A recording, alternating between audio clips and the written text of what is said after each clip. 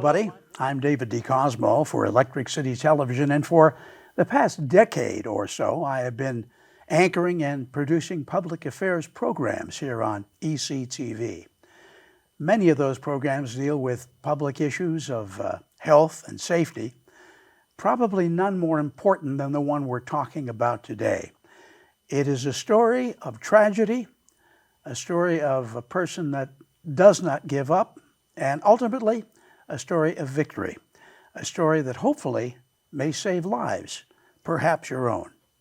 Our guest today is Eileen Miller, and Eileen has been meeting with us here on Electric City Television probably for about 10 or 11 years.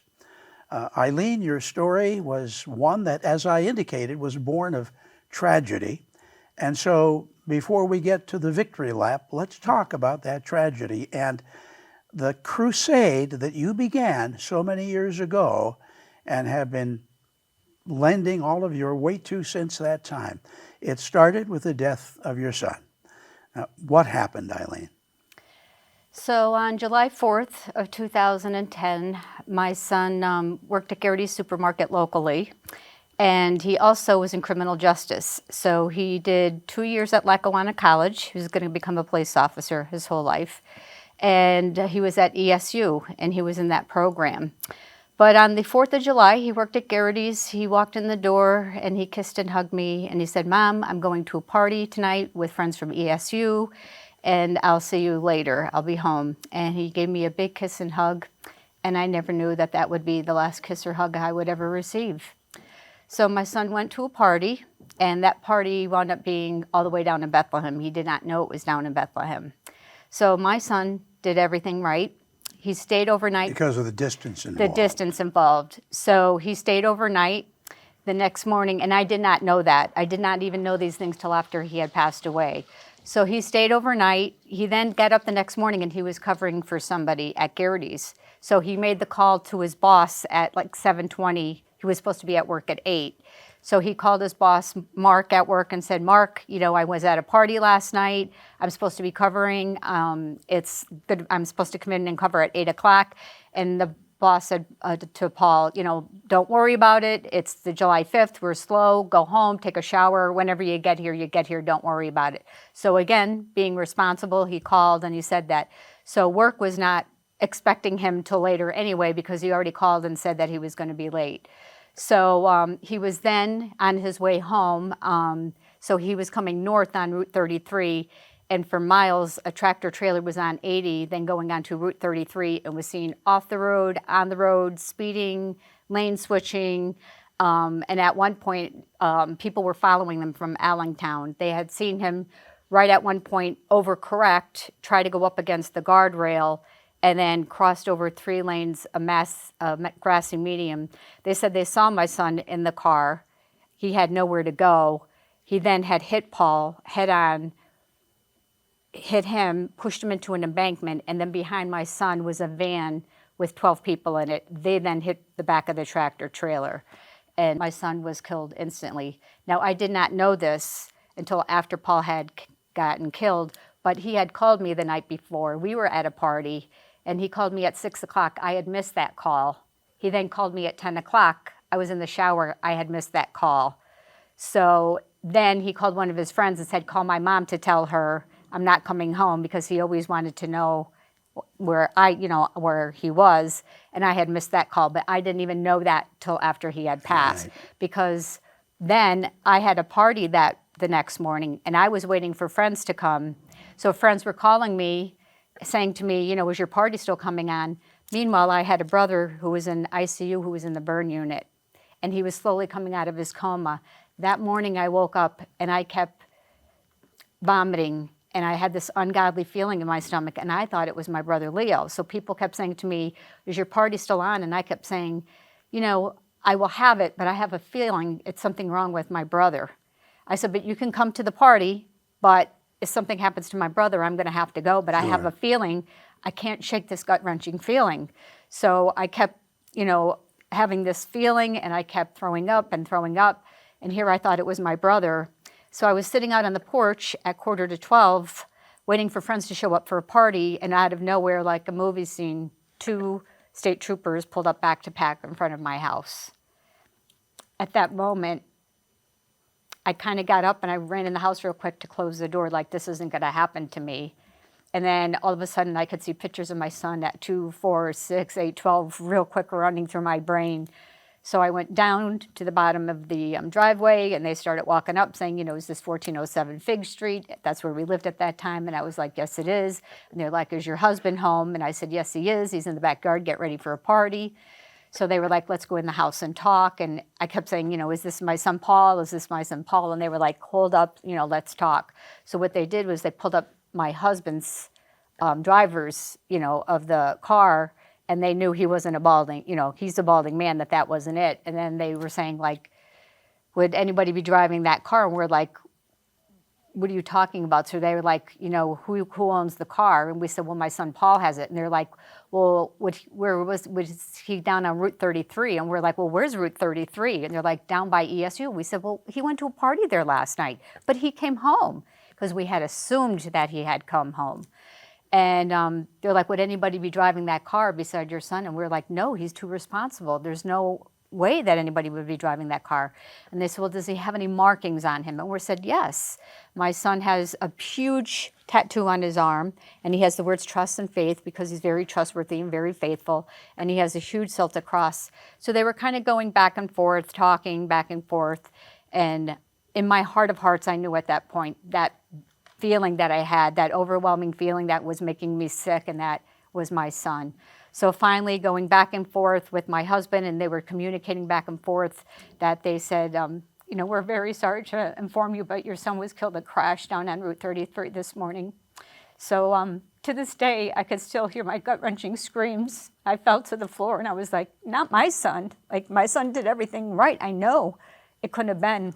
And they didn't have all the details at that point, but they just said, you know, witnesses said that there was a truck going back and forth, and it was definitely not his fault that they believed at that time, but, you know, he was definitely the only one dead at that scene. And I said, you know, I want to come down and see him. I want to view him. And they were like, no, he's too bad. You really should not see him. So my husband was on the phone and talking to the hospital and going back, and they said he was at Pocono Medical. And then, but the reconstruction was going to take hours that we could not go down, because it involved 3 helicopters life-flighting people, and then other ones were going to Pocono Medical, it was called at that time. And now, so that people understand, after an accident such as this, the state police reconstruct the scene. Correct. They try to duplicate the atmosphere, the scene as much as possible. Right. So they can determine whether someone was speeding. Correct. Whether someone was in the wrong lane. Right. And that, of course, led to your discovery that this accident, and of course we have accidents every day, and Right. we have, unfortunately, fatal accidents constantly, but that this particular accident Excuse me, I don't mean to interrupt you, but we call these crashes. These are not accidents, because we find out, once you find out what they are preventable. So this crash, Was a and preventable we crash. use the term crash then, Right.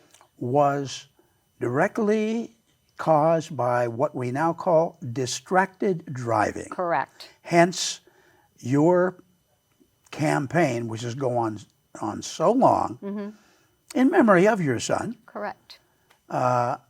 to prevent distracted driving. Now, I gather that distracted driving can involve all kinds of things, Correct. but these days, chances are, there's a very good chance that distracted driving involves these. Right. It's the leading top thing of all things. The use of a cell phone, It's a cell phone in the car. In the car. So you begin a crusade.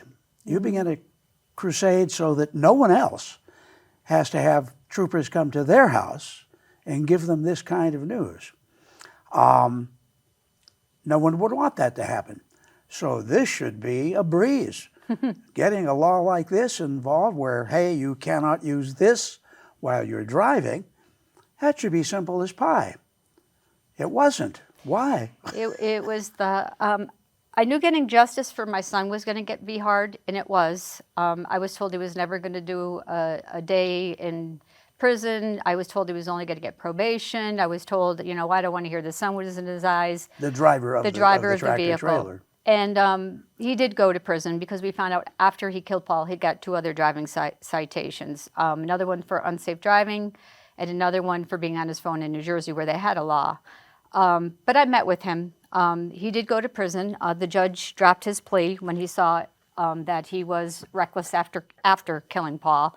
And he dropped his plea and he sentenced him for 3 years. He did 17 months and he got out. And when he got out, I met with him face to face with the Office of Victim Advocacy down in Harrisburg, and I work with them. I now go into prisons and I speak in prisons, and I meet with them and tell them, you know, when you're in here, do you think about what you offended and what you did when you're in prison, like in my case. I met with my offender, and I know at that time he never showed remorse. But then he told me that he couldn't deal with what he was doing, and then he was drinking every day because he was trying to forget what he had done. And I know after the fact that he was very sorry for what he did. And I think a lot of people that when they do it at that time, you know, they don't think about it. But he was speeding. He was going 69 in a 45-mile work zone at the time. So that's why I teamed up with PennDOT also, because they lose a lot of workers in their work zones. Work, so I right away accidents. went into working with PennDOT. So I'm a spokesperson with PennDOT, and you know, because he tried to say, you know, his tires went off the road and got caught up in the uneven pavement and all that kind of thing. But when it came down to it at the time, I knew that he was very remorseful after he got out of prison, and he has 2 little boys, and I don't want them after they get out of prison, people who are in prison, then, you know, it affects their family and all of that. But, you know, I told him I forgave him, and that was the beginning of my healing process, also of meeting him face to face. Well, your healing process also involved this this effort to get a law in place. And again, we would think a law like that, as a matter of fact, New York State, for instance, has had a law like that in place for quite a few years. Where did you start to try to get the law? As soon as Paul passed away, down where Paul was killed down in Monroe County, the Pocono Record had a campaign called the Drive to Stay Alive campaign. And I was guided through them to go to this. And right after this, so Paul got killed on July 5th of 2010, and Representative Rosemary Brown was elected in November. And she was coming to this meeting, and I met her. And we would have these, trying to get all the people coming in from New Jersey and that were causing crashes, all of these crashes that were happening in the Poconos all the time, and find out why all these crashes were happening. So we went to these Safe 80 task meetings, and we were having these, and I kept going to Senator Rosemary Brown, who was new, had mom, she had little kids, and I kept coming to her. Mario Scavello at the time, who was a representative at the time, then became a senator, and I was saying, you know, like, we have to do something about this cell phone legislation. And at the time also, I started going to other states that were having these summits on distracted driving. Ray LaHood was Secretary of Transportation at the time, and he was having campaigns on distracted driving and having faces of distracted driving, and I did a video with Paul in it. And because we knew at the time that there was distracted driving involved, and I'm like, they're getting legislation passed in all these other states, why can't Pennsylvania? So Rosemary at the time, Representative Rosemary Brown at the time, I kept kind of edging her and saying, you know, they're having it, and she's like, I'm new, let me get in here, let my feet get wet, let me see what I could do. So over the years, you know, she saw what was happening in other states, and I would say, look, at the National Transportation Board is having cell phones as, you know, their top 10 most wanted. You know, let's get this done, let's get this done. So finally, you know, I got her to agree. I knew she would always be the one.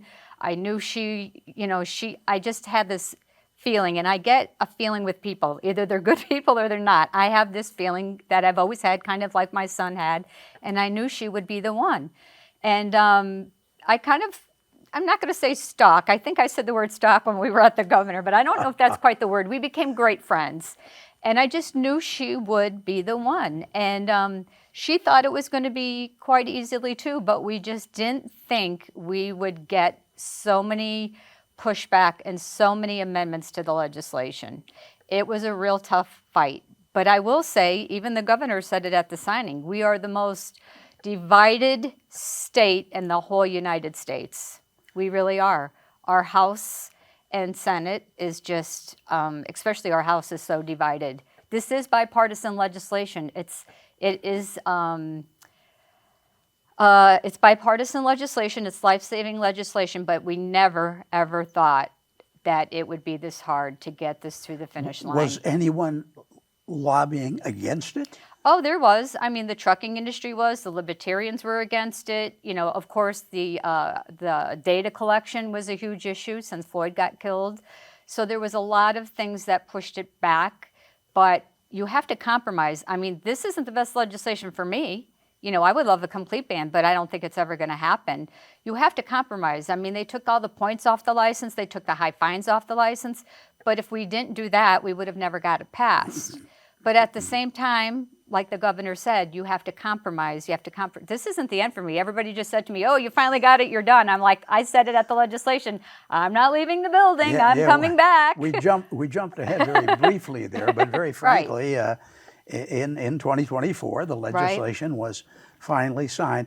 You brought some paperwork with you, though, and how many amendments before you got to your final bill? Oh, there's a lot. There's a lot. I honestly can't count because it was amended so many times I can't even tell you. But over the years, so it was first House Bill 1684, then it was House Bill 37, then it was Senate Bill 37, and it's been amended throughout all of that. You know, I am so pleased, and I guess I'm selfishly pleased because you were on our program every year. We talked about this, so it kind of feels as though we had a part in it, helping out. You did, because so much legislation comes across down at our Capitol that if you're not down there squawking and talking, it gets like this. It gets put at the bottom. And if you're not there constantly reminding them about saving lives on our roads, it's going to be put on the back burner because honestly, people say they want it.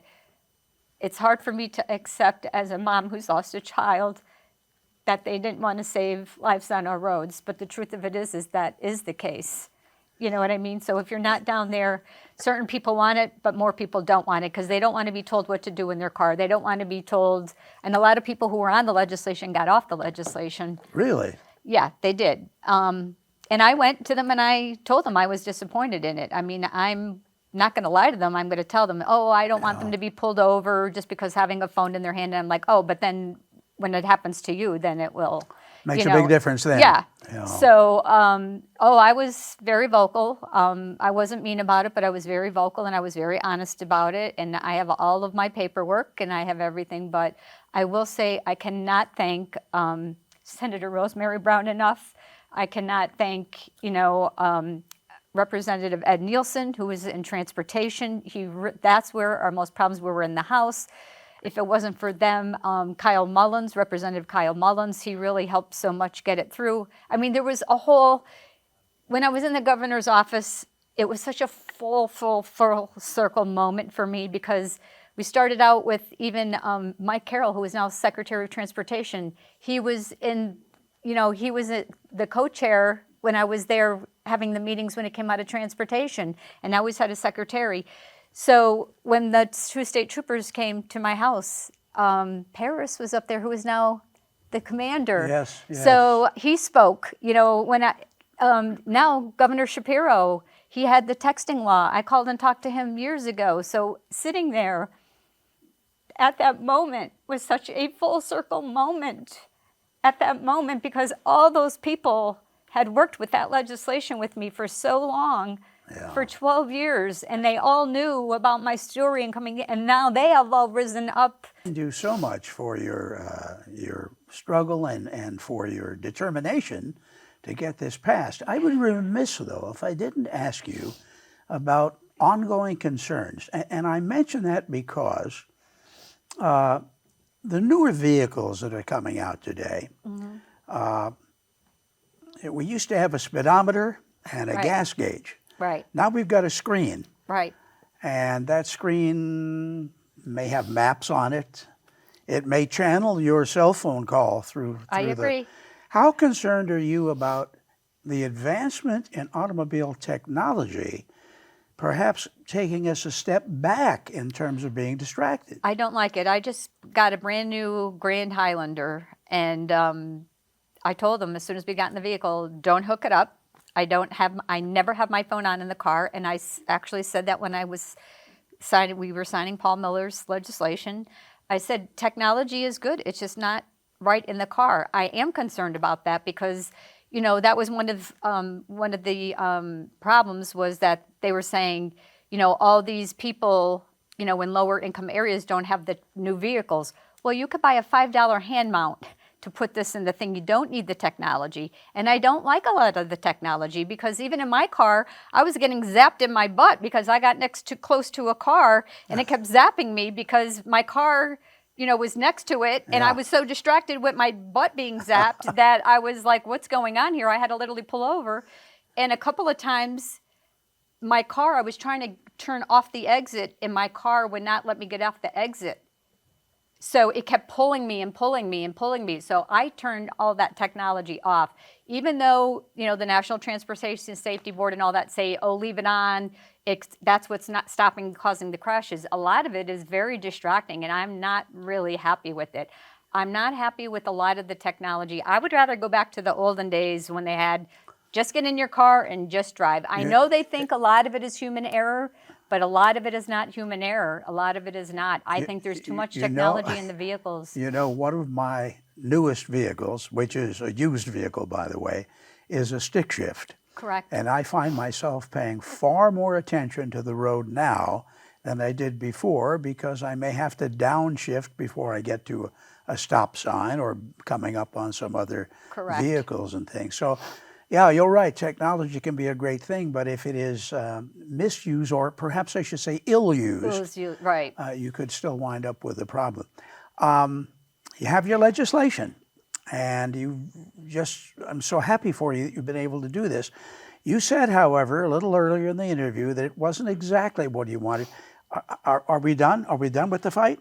Oh, no. I will never be done with road safety. Why am I not surprised? No. I mean, like I said, I'm very happy that they named it Paul Miller's Law. And, it takes me 2 hours down there, normally 4 hours of lobbying, 2 hours back, constantly in their face, reminding them. But also I advocate for ALS because, my husband, 2 years after my son's death, but he's still alive and I'm so happy. I never thought he would still be alive to see it. He was very emotional, but there's a lot more work I want to do. I mean, of course, I want to come back and make this stronger.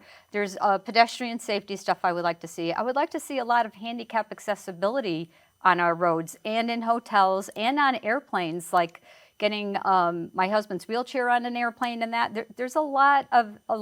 We don't have local radar, which is very important for you to see a lot of pedestrians being hit by our schools. We're the only state that does not have local radar. Yeah, we are only our the only state police are allowed. Only the state police, and around our schools. I mean, that is every state I go to. When they hear I'm from Pennsylvania, they're like, "Why don't you have radar?"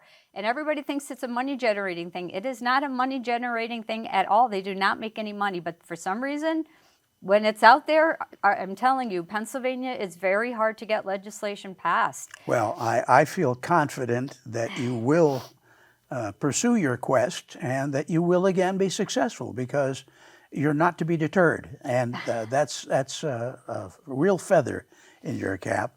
Eileen Miller has been our guest on Electric City Television. And as there are more developments especially this ongoing fight to stop distracted driving, we're going to count on seeing you again. Yeah, a lot of people, I am very proud of what I've done. Like I said, there's so many people down in Harrisburg that have really helped, and PennDOT and everybody. And I'm sorry if I was a pain, but it was all about keeping our roads safe, and that was my main goal, was to save lives. And I'm very grateful to so many, like I said, Senator Rosemary Brown, I can't thank her enough, PennDOT, all the people I've named in the House and in the Senate. And there was so many other people, that we really had to reach out to and had to get letters of support, but really being there and to get it, and Governor Shapiro really to sign the legislation. And listen, this is bipartisan legislation, and we really need to work together down at the Capitol to get our legislation through, and that is our main goal, is to work together. The legislation has, again, you've been victorious. What message would you like to leave with our viewers who aren't going to read the legislation? They've heard about it. They've heard about it here. They've heard about it on regular newscasts. What message do you want to leave with them? I just want them to really say that, even though The law says that right now, drive down the road, you can't have this in your hand or supporting your body. It has to be mounted or Bluetooth. You could use GPS. But in all honesty, there's no phone call, no text, no Snapchat, no email worth the life. Just really pull over if you have to use your phone. There's nothing, even hands-free is risk-free. Really in your brain, you're distracted. And really your attention should be 100% on that drive. And you want to get a point to A to point B and get there safely. There's really nothing worth a life. I mean, I lost my son at 21. He would have just, he just got killed 14 years ago Friday. 14 years. I haven't kissed or hugged or touched my son in 14 years. Is really any of this worth it? Not at all. Not at all. So the law is there, but really, just get in your car and get there and just drive and just get there and get there safely. Put all technology down and just drive and enjoy your family. I miss him so much. You folks have got to make the effort. That's up to you. The law will be enforced. Remember that. But you've got to make the effort to make it safer. Eileen Miller, thank you so much for joining us. Thank you so much for allowing us to be part of your successful battle. I am so proud of that. And you keep on going. I'll never stop. Keep fighting. I'm David DeCosmo for Electric City Television. Thank you so much for joining us, and we'll see you next time around. Until then, I hope all of your news is good.